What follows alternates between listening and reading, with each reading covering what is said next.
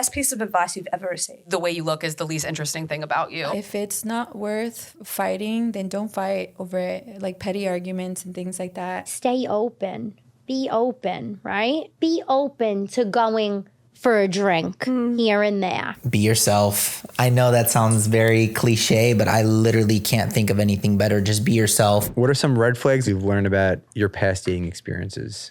I feel like this could resonate with the younger audience. If the guy doesn't take you to dinner, he's not into you. Some sort of blatant disrespect or misogyny. Doesn't like animals. Okay, that's a good one. That's a really good one. I think not close with their parents. Oh, what's the most important quality in a partner? Family. I feel like communication, trust, and mutual respect are like my 3 pillars. I love a very well-mannered, respectful person. That to me is so sexy. I feel like that's a way better way of saying what everybody else says of the way you treat a waiter. Obviously, the Fresh Runs on Me podcast is tied to the Fresh Runs on Me app. And one of the features, after a lot of research that I really like about the app, it gives people the tool set of an actual date. Because when a lot of people are dating, they don't know like a drink, a time and place, and it causes a lot of friction and turns a lot of women specifically off when there's no plan.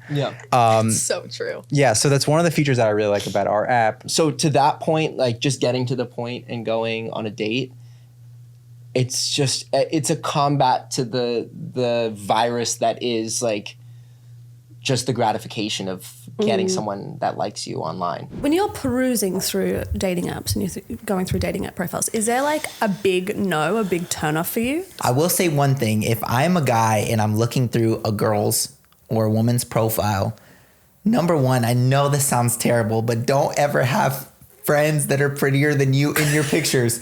That's crazy. Right? It's going to lead me to think like, okay, maybe I need to keep swiping to find what your friend was looking like. That's number one. I think you should make your profile predominantly about you. What is your worst date story? This man said, I love you to me right off the bat. And he meant but it. being serious. Yeah, he meant it. And I had to go. You left. Yeah.